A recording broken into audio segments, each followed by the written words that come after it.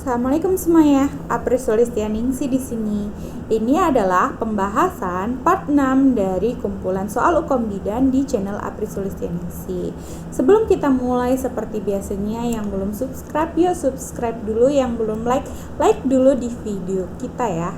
Kita langsung ke pembahasannya. Ya, di soal nomor 101 ini, seorang bidan puskesmas membuat laporan KIA tentang pelayanan nifas di wilayahnya. Sasaran ibu nifas itu ada 90 orang, sasaran ibu bersalin di wilayah kerja ada 170 orang. Berapakah cakupan KF3 pada tahun 2000 pada tahun tersebut? Maka jawabannya adalah sasaran ibu nifas dibagi sasaran ibu bersalin, ini sasaran ibu nifas dibagi sasaran ibu bersalin dikali 100. Itu jawabannya adalah 53 orang ya, jawabannya 53. Itu nanti kalau pengen belajar lebih jauh tentang PWS KIA, kalian bisa belajar di buku tentang pedoman PWS KIA ya. Oke, kita lanjut ke soal 102. Bidan melakukan kunjungan rumah pada perempuan umur 20 tahun, nifas 3 minggu, sudah dapat menyusui bayinya. Semuanya ya, payudaranya lembek, ASINya lancar, TFU tidak teraba. Bidan menulis dokumentasi hasil kunjungan, dicatatnya di mana? Nah, kalau pada usia 3 minggu, sama seperti yang tadi saya bahas di sebelumnya, itu masih masuk ke dalam KF2. Karena kalau KF3 itu dimulainya setelah 29 hari gitu ya. Oke, kita lanjut ke soal yang 103. Seorang perempuan umur 25 tahun melahirkan 6 jam, mengeruh mulas ya.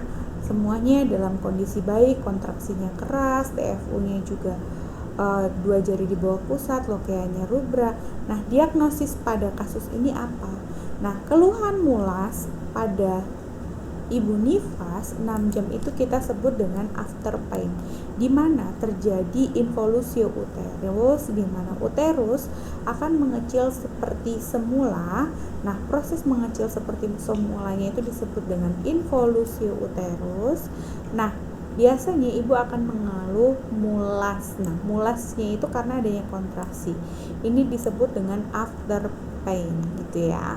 Oke, kalau subinvolusio uterus itu harusnya involusionya itu sudah lebih kecil, tapi ternyata pada hari tersebut masih tinggi. Biasanya itu disebabkan karena kurang nutrisi, sisa plasenta gitu ya, atau adanya infeksi. Oke, kita ke soal 104, di mana seorang perempuan umur 22 tahun melahirkan 6 jam yang lalu, mengeluh ASINya itu belum keluar gitu ya. Payudaranya itu tidak ada pengeluaran, tapi puting susunya juga menonjol, TFU-nya normal, keras, lokeanya rubra. Ya, kalau 6 jam belum bisa keluar ASINya, maka asuhan yang paling tepat itu adalah melakukan perawatan payudara. Di sini jelas ya pembahasannya, bahwa kalau ASI belum keluar kita kasih breast care. Dengan breast care itu diharapkan ASINya bisa keluar gitu ya. Oke. Kita lanjut ke soal yang nomor 105, di mana ada seorang perempuan melahirkan 6 jam dari kiriman dukun. Nah, setelah itu dia mengeluarkan perdarahan dari kemaluan, KU-nya cukup ya, aktif kontraksinya lemah, perdarahannya aktif 1 kain sarung. Nah, diagnosis pada kasus ini adalah early postpartum hemorrhage, yaitu terjadinya perdarahan sebelum 24 jam. Kalau late postpartum hemorrhage itu setelah 24 jam gitu ya. Oke, kita lanjut ke soal yang 106. Di soal yang 106 ini, di mana seorang perempuan umur 25 tahun melahirkan 3 hari yang lalu, kiriman dukun ini ya, 3 hari yang lalu. Hasil pemeriksaannya semuanya dalam lemah, perdarahannya aktif. Nah, ini masih sama kayak kasus tadi, tapi dia sudah 3 hari, maka diagnosis yang tepat itu adalah late postpartum hemorrhage. Jadi mau nentuin late atau early itu dilihat dari waktu terjadinya perdarahan. Kalau kurang dari 24 jam kita sebut early, kalau lebih kita sebut dengan late ya. Oke, Kita ke soal yang 107 di mana ada seorang perempuan umur 24 tahun, P1A0, nifas 6 jam. Dia keluhannya nyeri di jahitan perineum. Hasil pemeriksaan anamnesisnya, karena nyeri tersebut dia belum bisa BAK. Di pemeriksaan fundusnya 1 jari di bawah pusat, teraba keras dan kandung kemihnya penuh. Faktor penyebab apa sih pasien itu bisa menyebabkan kandung kemih penuh dan tidak mau BAK? Ya karena adanya ketakutan saat BAK gitu ya. Takut nyeri ya, yang namanya urin itu kan mengandung natrium itu kan garam ya, sedangkan perineum itu letaknya di bawah uretra. Nah itu pasti pada saat perempuan BAK itu akan mengalir di daerah perineum dan itu bisa menyebabkan perih pada daerah perineum yang masih basah lukanya. Oke, nah itu bisa menyebabkan nyeri gitu ya. Kita lanjut ke soal yang nomor 108. Nah, di sini seorang perempuan umur 24 tahun, nifas 6 minggu datang ingin memeriksakan diri ya, ini KN3. Mengatakan 2 minggu lagi nih akan bekerja karena biasanya cutinya cuma 2 bulan. Ingin juga tetap menyusui eksklusif. Maka ibunya itu khawatir, takut kalau nanti udah bekerja ASInya itu kurang. Maka penyelesaian masalahnya itu adalah ya kita akan mengajarkan ibu dengan menggunakan ASI perah ya. Di buku KIA dijelaskan kok caranya melakukan ASI perah gitu ya, bisa dengan minum, bisa dengan sendok gitu ya, disimpan, ditaruh di gelas kaca, dihangatkan. Nah ini adalah prosedur penyimpanan ASI perah, dimana kalau ASI segar itu dia di ruangan biasa itu 6-8 jam. Kalau dia ASI beku yang sudah dicairkan itu hanya 4 jam. Kalau di kulkas biasa itu 4 derajat Celcius itu 2-3 hari. Kalau di freezer dengan 1 pintu itu 2 minggu. Kalau freezernya 2 pintu itu 3-4 bulan gitu. Oke, jadi sebaiknya sebelum kembali kerja ibunya itu sudah diajarin ASI perah gitu. Jadi nanti ibunya sebelum kembali kerja sudah punya stok ASI perah. Oke. Terus kita ke soal yang nomor 109 ya. Di soal yang 109 ini di mana seorang perempuan umur 20 tahun nifas hari ke-6 datang ke PMB. Keluhan utamanya nyeri sakit pada payudara. Ibu sulit untuk menyusui bayinya, pemeriksaannya TFU-nya pertengahan pusat dan simfisis. Payudaranya tegang, penuh, ASI tidak lancar dan adanya nyeri. Jadi diagnosisnya apa nih? Maka diagnosis yang paling tepat itu adalah bendungan payudara gitu. Kenapa bendungan payudara? Kenapa bukan mastitis? Ya karena payudaranya baru tegang, terus ASInya tidak lancar, juga adanya nyeri, tapi tidak ada seperti kemerahan, demam, panas ya, baru pada bendungan payudara aja. Nanti kalau dia suhunya sudah 40 itu baru dia ke arah mastitis. Terus kalau misalkan ada seperti pus itu baru ke abses gitu ya. Oke, kalau kita bahas untuk puting susu lecet, yang pasti puting susunya itu terlihat kemerahan. Fibroadenoma nanti kita akan bahas di kasus case pro ya. Oke, kita lanjut ke soal nomor 110. Di mana seorang perempuan umur 22 tahun, P1A0, melahirkan 21 hari yang lalu, mengeluh adanya bisul di payudara. Gitu. Bayinya tidak mau menyusu, terus pemeriksaannya kakunya ya tidak enak ya, demam gitu, payudaranya keras, merah, mengkilat, ada benjolan lunak dan puting susu datar gitu ya. Nah ini kita sebut dengan mastitis gitu ya. Maaf, bukan mastitis, ini kita sebut dengan abses payudara gitu ya. Kata kuncinya itu karena ada bisul di payudara, terus juga adanya benjolan lunak gitu ya. Nah ini jawabannya adalah abses payudara. Ya kalau mastitis itu dia baru merah, keras, nyeri, terus dia belum ada? Jawabannya adalah abses payudara. Oke, kita lanjut ke soal yang nomor 111, di mana soal ini seorang perempuan umur 19 tahun nifas 20 hari datang ke puskesmas dengan keluhan utama sakit ketika BAK. Hasil anamnesis, ibu pantang makan karena tradisi. Ya. Hasil pemeriksaan semuanya bengkak, luka perineumnya kemerahan, bengkak, nyeri tekan, eritrema di wilayah rectum. Diagnosisnya adalah infeksi luka perineum. Jadi infeksi luka perineum itu bisa disebabkan selain dari kebersihannya yang kurang, juga dikarenakan asupan nutrisi yang kurang. Di beberapa daerah, tradisi untuk pantang makan itu masih diterapkan pada ibu nifas, dan itu bisa menyebabkan kerugian proses penyembuhannya lebih lama dibandingkan dengan pada saat ibunya mengkonsumsi makanan secara bergizi seimbang gitu ya. Kalau vulvitis itu radang pada vulva, cervicitis itu adanya radang pada porsio dan di wilayah leher rahim, peritonitis adanya radang di wilayah peritoneum atau perut ya. Nah, kalau abses perineum ini dia belum ada tanda-tanda seperti pus gitu ya, jadi baru infeksi aja. Oke, kita lanjut ke soal nomor 112, di mana seorang perempuan umur 18 tahun nifas 14 hari datang dengan keluhan utama kaki sangat sakit. Hasil anamnesis ada riwayat SC. Nah, ada riwayat SC ya. Di sini TFU tidak teraba, lokeanya kekuningan, merah, bengkak. Terus hasil dari Homan sign-nya itu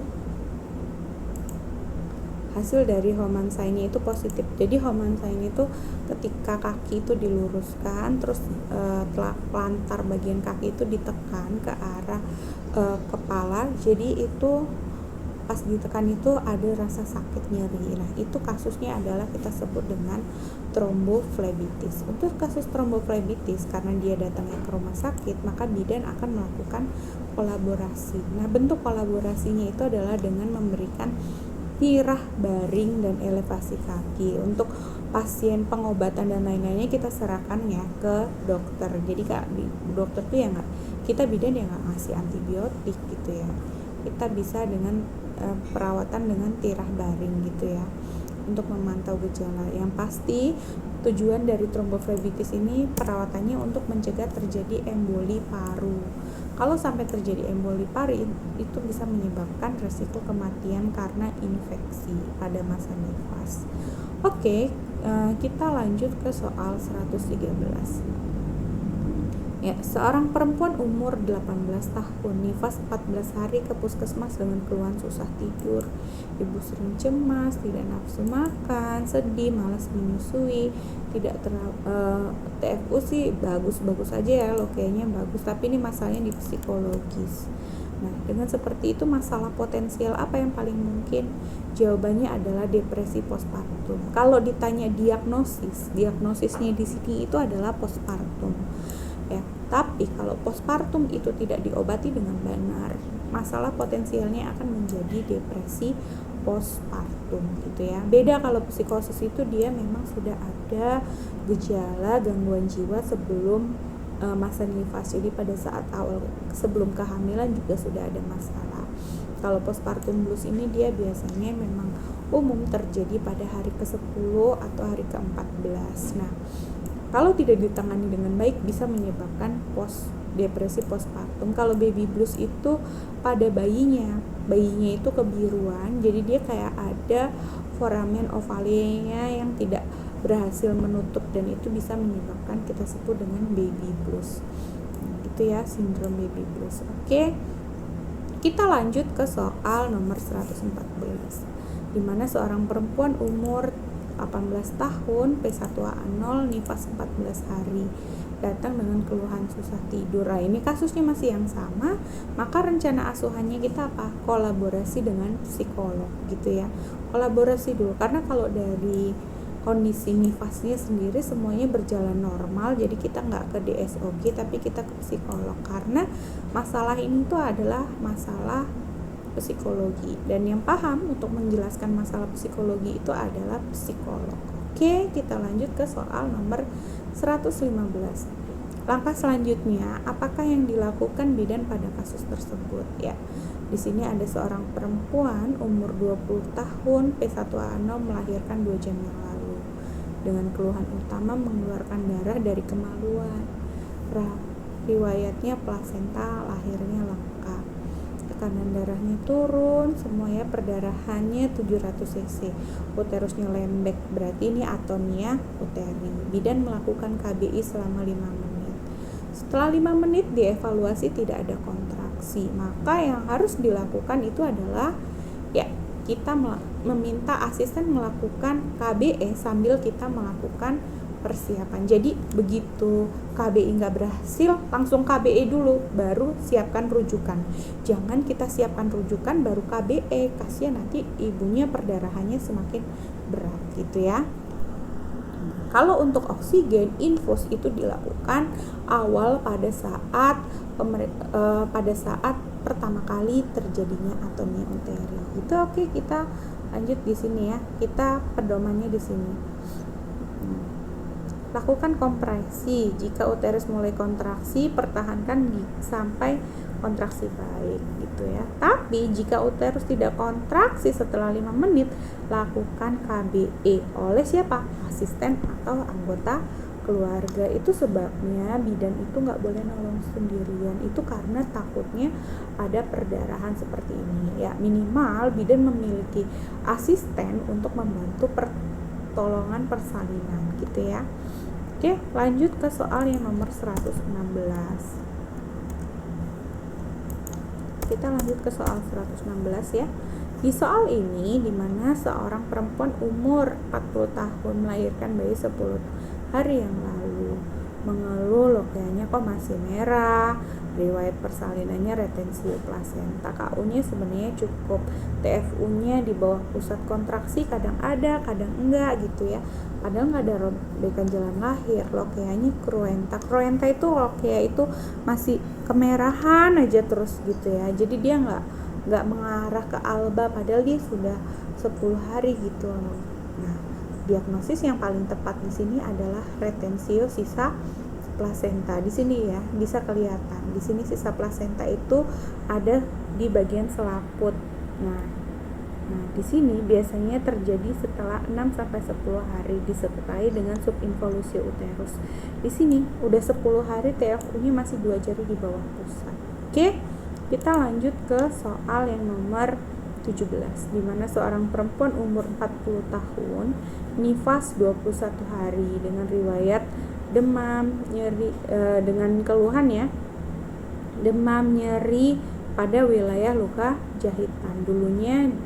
Dulu persalinannya itu ada riwayat ditolong paraji, terus abis itu dia dilakukan luka jahitan gitu ya, dibawa ke bidan, terus dia ada riwayat. Nah, biasanya pasien dengan persalinan di riwayat dengan ditolong paraji, terus ada perdarahan, terus dibawa ke bidan, abis itu dijahit ya, itu resiko infeksinya tinggi, bukan karena pada saat penjahitan, tapi karena pada saat proses persalinannya sendiri itu sudah beresiko gitu ya. Jadi meskipun ditolong di paraji, nanti ini robek dibawa ke bidan gitu ya, nggak bisa gitu, tetap resiko gitu ya. Nah, hasil pemeriksaannya semuanya bengkak, kotor gitu ya. Masalah potensialnya apa? Kalau ini adalah infeksi luka perineum ya, atau infeksi puerperalis. Kalau infeksi, masalah terbesarnya itu adalah shock septic gitu. Karena apa? Karena di suhu itu sudah 40 derajat. Nah, ini shock banget gitu ya. Biasanya pasien seperti itu kalau dia sudah 40 derajat gitu ya. Oke, kita ke soal nomor 118, di mana seorang perempuan umur 20 tahun, P1A0 kala 4 dengan keluhan utama keluar darah dari kemaluan. Nah, setelah kita lihat pemeriksaannya ada perdarahan 500 cc, uterusnya lembek. Bidan telah melakukan penanganan awal dan akan melakukan kompresi bimanual. Terus bidan evaluasi apa yang tepat dilakukan pada kasus tersebut. Nah, kalau evaluasi dari kompresi bimanual interna, kalau tadi saya jelaskan, itu evaluasinya adalah kontraksi uterus ya. Keberhasilan KBI itu dapatnya dari mana? Dari kontraksi uterus gitu ya. Jadi KBI selama 5 menit, kemudian yang ditunggu adalah kontraksi. Bila kontraksi ada, lanjutkan sampai 2 menit atau sampai uterus itu kontraksinya adekuat. Bila tidak ada, siapkan rujukan sambil asisten atau keluarga melakukan KBI gitu. Kita ke soal nomor 119, di mana seorang perempuan umur 20 tahun kala 4 dengan keluhan utama mengeluarkan darah dari kemaluan. Riwayat persalinannya plasenta lahir lengkap. Hasil pemeriksaannya didapat tekanan darahnya semua turunnya 90/60, nadinya cepat, perdarahan 700 cc dan uterusnya lembek. Saat bidan melakukan KBI, nah punggung jari tangan kanan itu mengepal. Ngepalnya itu sampai batas mana? Nah, sampai batas fornix anterior atau kranio anterior. Jadi, bagian posisinya itu adalah di sini. Kalau posterior kan di bawah. Mengepalnya nggak di bawah, tapi di depan gitu ya. Di sini ya. Ini sesuai dengan buku pedoman penata laksanaan kebidanan ya di pelayanan dasar dan raju. Oke, kita ke soal yang terakhir di part ini, di mana seorang perempuan umur 22 tahun, P1A0 nifas 7 hari datang ke PMB untuk kunjungan nifas. Hasil anamnesis ibu mudah lelah dan tidak boleh makan makanan yang amis oleh keluarga. Hasil pemeriksaannya semuanya ada konjungtiva anemis, TFU-nya 2 jari di bawah pusat, lokeanya masih merah, AC-nya positif. Ini diagnosisnya adalah subinvolusio uteri gitu ya. Ini diagnosis tanpa kita melihat data tambahan anemianya karena konjungtivanya pusat. Wajar konjungtivanya pusat karena habis persalinan dia tidak mendapatkan makanan. Dengan seperti itu dia menderita anemia. Dengan anemia itu dia akan menyebabkan subinvolusio uteri. Oke, itu saja pembahasan di part 6 ini. Buat teman-teman yang suka dengan video ini, jangan lupa like, yang gak suka boleh dislike, terus komen di bawah maunya aku ngebahas apa lagi. Jangan lupa subscribe untuk membantu channel ini berkembang. Dadah, assalamualaikum warahmatullahi wabarakatuh.